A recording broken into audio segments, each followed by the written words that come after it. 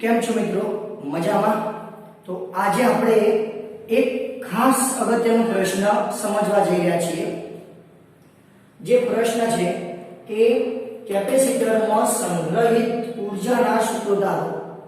તો કેપેસિટરમાં જે ઊર્જા સંગ્રહિત થતી હોય એના આપણે બધા જ સૂત્રો ધારવાના છે અને આ સૂત્રોનો આગળ એક્ઝામ્પલમાં મોટા પ્રમાણમાં ઉપયોગ થાય છે અને એ સૂત્રો પરથી આપણે ઊર્જા ઘનતાનું પણ સૂત્ર તારવવાનું છે. ખાસ અગત્યની થિયરી છે, બરોબર? તો શરૂઆત આપણે કેવી રીતે કરીશું? તો બેઝિક વસ્તુ છે, શરૂઆત કરવાની કે કેપેસિટર એ બે વિદ્યુત ભારિત પ્લેટોથી બનતી એવી રચના છે કે જે પોતાનામાં વિદ્યુત ભારનો સંગ્રહ કરી શકે છે. શું કીધું? કેપેસિટર એ બે વિદ્યુત ભારિત પ્લેટોથી બનતી એવી રચના છે કે જે પોતાનામાં વિદ્યુત ભારનો સંગ્રહ કરી શકે. સાથે સાથે આપણે એવું પણ કહી શકીએ કે આ બંને પ્લેટો એકબીજાથી અલગ કરેલી હોય છે. ક્લિયર? હવે આ બંને પ્લેટો શરૂઆતમાં વિદ્યુતની દ્રષ્ટિએ તટસ્થ હોય છે. કેવી હોય છે? શરૂઆતમાં બંને પ્લેટો વિદ્યુતની દ્રષ્ટિએ તટસ્થ હોય છે. આ તટસ્થ પ્લેટોને વિદ્યુત ભારિત કરવા માટે જે કાર્ય કરવું પડે છે એ જ કાર્યને કેપેસિટરમાં સંગ્રહિત ઊર્જા કહે છે. ખાસ યાદ રાખજો, કેપેસિટરમાં સંગ્રહિત ઊર્જા કોને કહેવાય? તો લખવાનું આ રીતે કે કેપેસિટરની બંને પ્લેટો વિદ્યુતની દ્રષ્ટિએ કેવી હોય છે? તટસ્થ હોય છે. આ પ્લેટોને વિદ્યુત ભારિત કરવા માટે જે કાર્ય કરવું પડે છે એ જ કાર્યને આપણે કેપેસિટરની વિદ્યુત ઊર્જા કહીએ છીએ. ક્લિયર? તો શોર્ટમાં આ થિયરીમાં આપણે કરવાનું શું છે? તટસ્થ પ્લેટો હશે એ તટસ્થ પ્લેટોને વિદ્યુત ભારિત કરવા માટે તમે જે કાર્ય કરશો એ કાર્યને આપણે શું કહીશું? કેપેસિટરની વિદ્યુત ઊર્જા કહીશું. ચલો, ક્લિયર? તો જોઈ લેજો. રેખાકૃતિથી શરૂઆત કરીએ. ધારો કે આ કેપેસિટરની એક પ્લેટ, આ કેપેસિટરની બીજી પ્લેટ. ઓકે, આ પ્લેટ પણ પોતે વિદ્યુતની દ્રષ્ટિએ કેવી છે? તટસ્થ. આ પ્લેટ પણ પોતે શરૂઆતમાં વિદ્યુતની દ્રષ્ટિએ કેવી છે? તટસ્થ છે. ક્લિયર? મતલબ એક પ્લેટ ઉપર જેટલો જ ધન વિદ્યુત ભાર આવશે એટલો જ એના ઉપર ઋણ વિદ્યુત ભાર પણ જોવા મળશે. બીજી પ્લેટ ઉપર પણ જેટલો જ ધન વિદ્યુત ભાર છે એટલો જ સાથે સાથે ઋણ વિદ્યુત ભાર પણ જોવા મળશે. તો બંને પ્લેટો વિદ્યુતની દ્રષ્ટિએ કેવી છે? તટસ્થ છે. ચલો, ક્લિયર આટલું સુધી? હવે આપણે જાણીએ છીએ તેમ કેપેસિટર પરનો કુલ વિદ્યુત ભાર પણ કેવો જોવા મળે? શૂન્ય જોવા મળે. તો થાય એક પ્લેટને જો તમે ધન વિદ્યુત ભારિત સમજો તો બીજી પ્લેટ એટલી જ શું બને? ઋણ વિદ્યુત ભારિત બને. અને વિદ્યુત ક્ષેત્ર ક્યાંથી ક્યાં તરફનું હોય? ધન પ્લેટથી ઋણ પ્લેટની દિશામાં શું જોવા મળે? વિદ્યુત ક્ષેત્ર જોવા મળે. ચલો, ક્લિયર? તો આ સિમ્પલ પહેલી ફિગર છે, યાદ રાખજો. એનું હું બેઝિક વર્ણન કરું છું કે કેપેસિટર એ પ્લસ ક્યુ અને માઇનસ ક્યુ વિદ્યુત ભારિત બે પ્લેટોનું બનેલું ગણી શકાય. આ પ્લેટો પણ શરૂઆતમાં તો વિદ્યુતની દ્રષ્ટિએ તટસ્થ જ હોય છે, ત્યારબાદ એમની ઉપર વિદ્યુત ભાર આવે છે. તો આ જે પ્લેટો તટસ્થ હતી એ તટસ્થ પ્લેટોમાંથી પ્લેટોને વિદ્યુત ભારિત કરવા માટે જે કાર્ય કરવું પડે છે એ જ કાર્યને કેપેસિટરમાં સંગ્રહિત ઊર્જા કહે છે. ક્લિયર? ચલો નેક્સ્ટ સમજો. ફરીથી એક વાર કહી દઉં છું. પહેલી પ્લેટ, બીજી પ્લેટ બંને વિદ્યુતની દ્રષ્ટિએ કેવી છે? તટસ્થ છે. બરાબર? હવે ધારો કે બીજી પ્લેટ પરથી ટુકડે ટુકડે પ્રથમ પ્લેટ ઉપર વિદ્યુત ભાર લઈ જવો છે. કઈ પ્લેટ ઉપરથી? બીજી પ્લેટ ઉપરથી ટુકડે ટુકડે વિદ્યુતભાર કઈ પ્લેટ ઉપર લઈ જવો છે? પ્રથમ પ્લેટ ઉપર. ચલો આ વિદ્યુતભાર તમે લઈ જાઓ. એના પહેલા કહો તો એના પહેલા બીજી પ્લેટ પરનો વિદ્યુતભાર કેવો કહેવાય? શૂન્ય. પ્રથમ પ્લેટ પરનો વિદ્યુતભાર કેવો કહેવાય? તટસ્થ છે એટલે વિદ્યુતભાર શું કહેવાય? શૂન્ય. તો બંને પ્લેટો શૂન્ય વિદ્યુતભારની શરૂઆત કરે છે. યાદ રાખજો, સૌ પ્રથમ બંને પ્લેટો પરનો વિદ્યુતભાર કેવો હોય છે? શૂન્ય હોય છે. હવે ધીમે ધીમે બીજી પ્લેટ ઉપરથી ટુકડે ટુકડે વિદ્યુતભાર ક્યાં આગળ લઈ જવું છે? પ્રથમ પ્લેટ ઉપર લઈ જવું છે. આ પ્રથમ પ્લેટ ઉપર વિદ્યુતભાર લઈ જવા દરમિયાન જે કાર્ય કરીશું એ જ કાર્યને કેપેસિટરમાં સંગ્રહિત ઊર્જા કહીશું. ક્લિયર? આવું કાર્ય કરતા કરતા ધારો કે અંતમાં એટલે કે લાસ્ટમાં પ્રથમ પ્લેટ ઉપર કેટલો વિદ્યુતભાર આવે છે? પ્લસ q વિદ્યુતભાર. હવે વિચારો જસ્ટ, તમે વિદ્યુતભાર ક્યાંથી ક્યાં લઈ જવાના હતા? બીજી પ્લેટ ઉપરથી ક્યાં લઈ જવાના હતા? પ્રથમ પ્લેટ ઉપર. પ્રથમ પ્લેટ ઉપર કેટલો વિદ્યુતભાર આવે? Plus q. જો પ્રથમ પ્લેટ ઉપર પ્લસ q વિદ્યુતભાર આવે તો એનો મતલબ શું થાય? બીજી પ્લેટ ઉપર કેટલો આવવો જોઈએ? માઈનસ q આવવો જોઈએ. ક્લિયર? કહી શકાય? ધારો કે બીજી પ્લેટ ઉપરથી કાર્ય કરતા કરતા કરતા પહેલી પ્લેટ ઉપર કેટલો વિદ્યુતભાર લાવવો છે?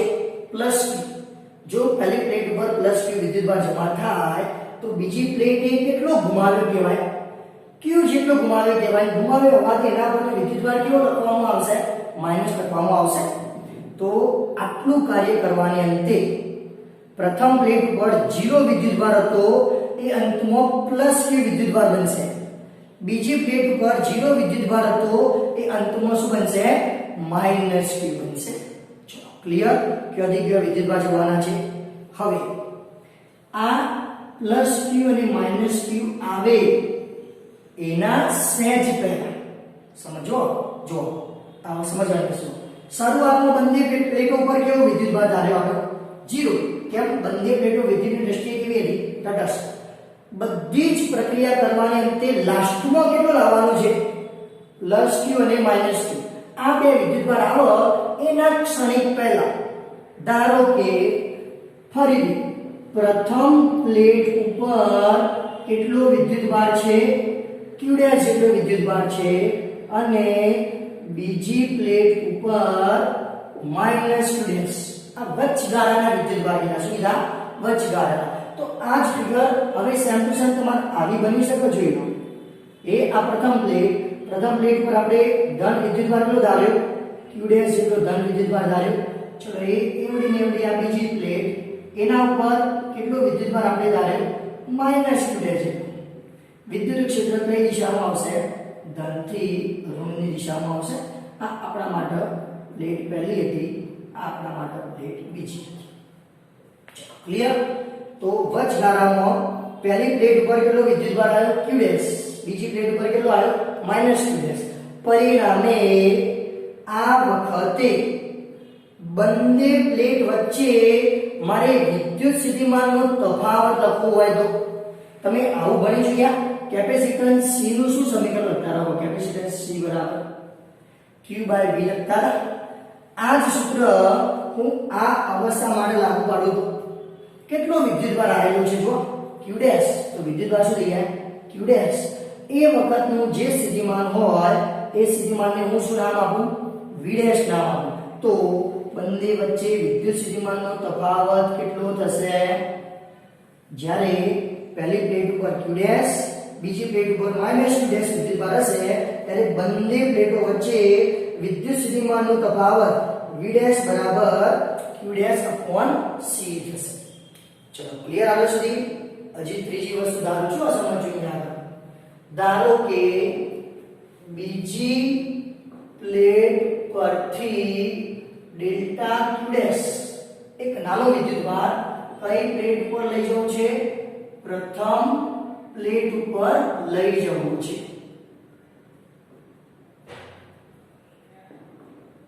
બરોબર? ખબર પડે છે? જો ફરીથી કહું છું, બધું યાદ રાખજો. શરૂઆતમાં બંને પ્લેટો તટસ્થ, કુલ વિદ્યુતભાર 0. આ બંને પ્લેટો જે તટસ્થ હતી એમાં બીજી પ્લેટ ઉપરથી પહેલી પ્લેટ ઉપર વિદ્યુતભાર લઈ જવાનો હતો અને બધી જ પ્રક્રિયા કર્યા બાદ પ્રથમ પ્લેટ ઉપર કેટલો વિદ્યુતભાર આવશે પ્લસ q. છેલ્લે બધી પ્રક્રિયા થઈ જશે એટલે પ્રથમ પ્લેટ પર પ્લસ q, બીજી પ્લેટ પર માઈનસ q. ચલો ક્લિયર. આ તો અંતિમ વિદ્યુતભાર આવ્યા. આ અંતિમ વિદ્યુતભાર આવે એના વચ્ચેની કોઈક અવસ્થા વિચારો. એવી અવસ્થા વિચારી કે પ્રથમ પ્લેટ ઉપર કેટલો વિદ્યુતભાર પ્લસ q વિદ્યુતભાર, બીજી પ્લેટ ઉપર કેટલો માઈનસ q. તો આ પ્રથમ પ્લેટ ઉપર પ્લસ q બતાવ્યો, બીજી પ્લેટ ઉપર માઈનસ q બતાવ્યો. તો આ બંને વચ્ચે વિદ્યુત સ્થિતિમાનનો તફાવત લાવવો હોય તો કેપેસિટન્સના સૂત્ર પરથી આપણે વિદ્યુત સ્થિતિમાનનો તફાવત શોધી લાયા. ચલો ઓકે. હવે ફરીથી ધારું છું, ધારો કે બીજી પ્લેટ ઉપરથી કેટલો વિદ્યુતભાર ડેલ્ટા q ડેશ જેટલો વિદ્યુતભાર પ્રથમ પ્લેટ ઉપર લઈ જવું છે. તો આ માટે કરવું પડતું કાર્ય. ચલો ફરી લો સમજો. વિદ્યુત સ્થિતિમાનનું સૂત્ર શું આવ્યું? વિદ્યુત સ્થિતિમાન V બરાબર W ભાગ્યા Q સમીકરણ હતું. તેથી કાર્ય શોધવું હોય તો આ માટે કરવું પડતું કાર્ય બરાબર Q * V થાય. તેથી કાર્ય W. હવે W તમે તો નાનો વિદ્યુતભાર લઈ જવાના છો. જો નાનો વિદ્યુતભાર લઈ જવાના હોય તો કરવું પડતું કાર્ય સ્મોલ નાનું કાર્ય dw કહેવાય. Q કયા વિદ્યુતભારને લઈ જવાના છો તમે? ડેલ્ટા q ડેશ ને લઈ જવાના છો. V વિદ્યુત સ્થિતિમાનનો તફાવત. આ વિદ્યુતભાર લઈ જવો ત્યારે બે પ્લેટ વચ્ચે વિદ્યુત સ્થિતિમાનનો તફાવત કેટલો લાવ્યા હતા તમે? V ડેશ જેટલો લાવ્યા હતા. ચલો ક્લિયર. તેથી શું થશે? dw બરાબર પહેલા v ડેશ ની વાત કરી તો v ડેશ નું સૂત્ર શું આવ્યું તમે? q ડેશ upon c પેલાનું ડેલ્ટા q ડેશ એવું ને એવું.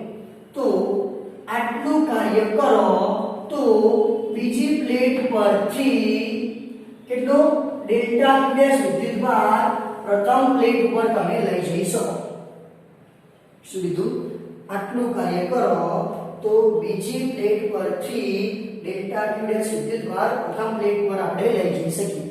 તો આમ મારે કુલ કાર્ય શોધવું હોય તો સમજી શકાય.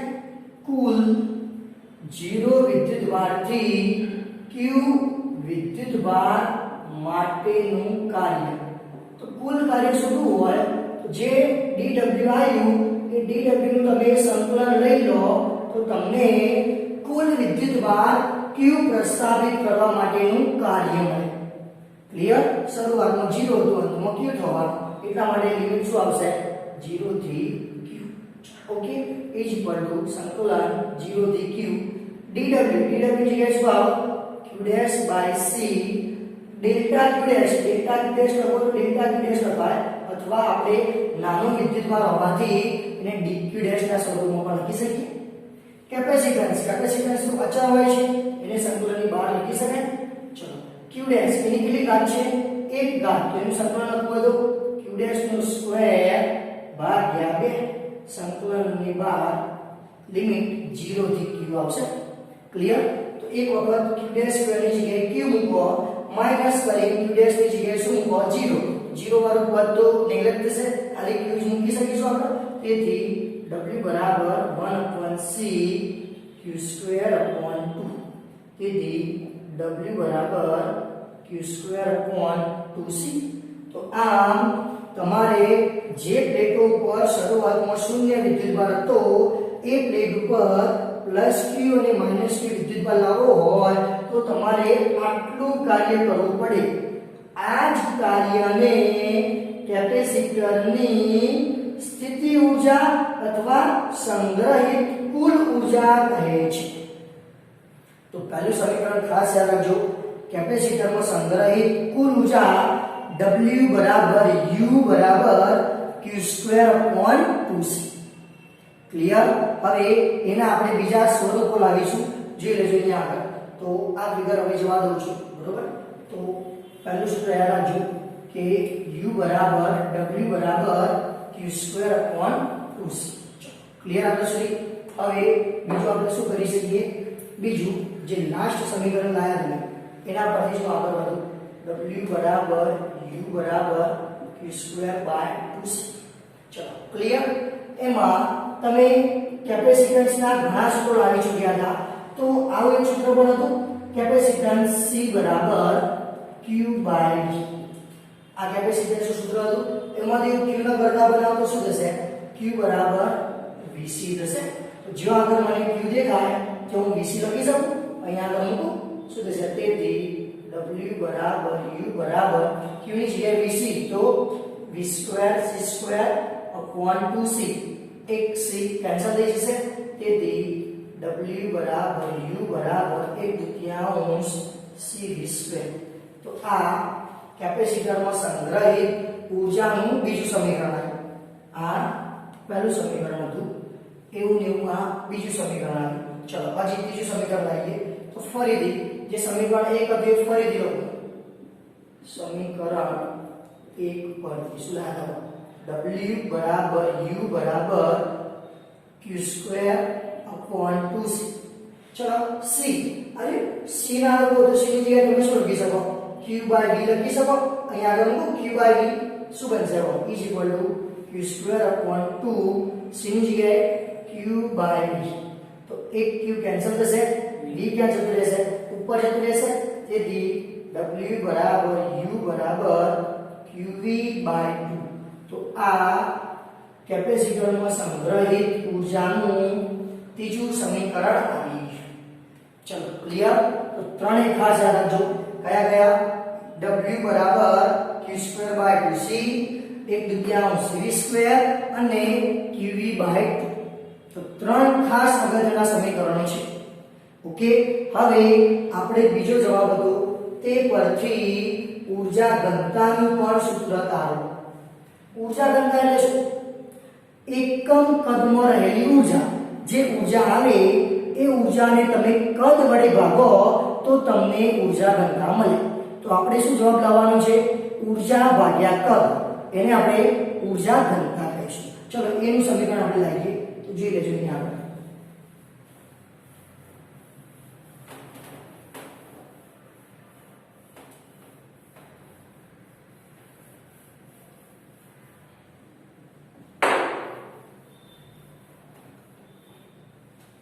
શું બનશે એ જે પહેલું સમીકરણ આવ્યા પહેલા સમીકરણથી વાત કરું.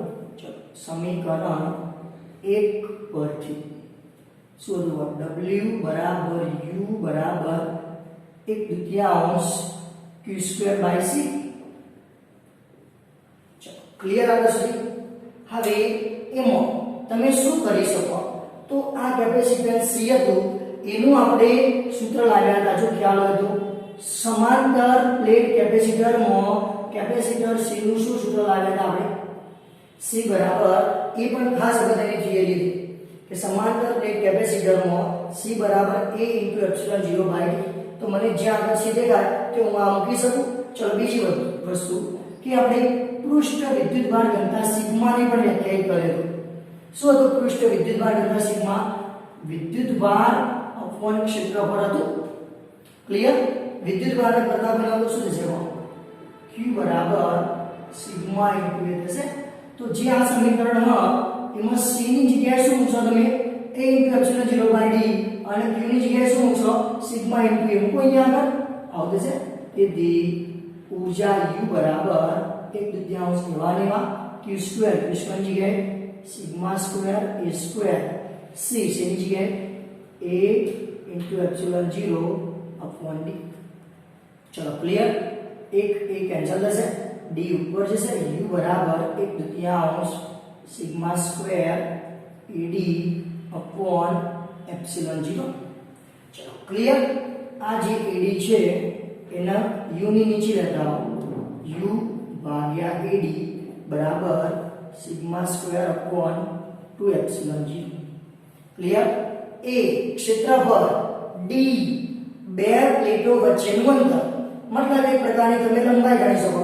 ક્ષેત્રફળ ગુણ્યા લંબાઈ કદ બની જાય તો શું બની ગયા U એટલે ઊર્જા ભાગ્યા કદ બરાબર અહીંયા શું લખો સિગ્મા સ્ક્વેર upon 2 એપ્સિલોન 0. શું કરું સમજો એપ્સિલોન વડે ગુણું એપ્સિલોન 0 વડે ભાગો તો છેદમાં શું થઈ ગયું એપ્સિલોન 0 નો સ્ક્વેર બની જાય આવું બની જાય. આ શું આવ્યું એકમ કદ દીઠ રહેલી ઊર્જા, જે એકમ કદ દીઠ રહેલી ઊર્જા હતી એને જ ઊર્જા ઘનતા સ્મોલ u કહેવામાં આવે. ક્લિયર? ઊર્જા ભાગ્યા કદ તો શું કહેવાય? ઊર્જા ઘનતા સ્મોલ u. આ શું બધું જુઓ તો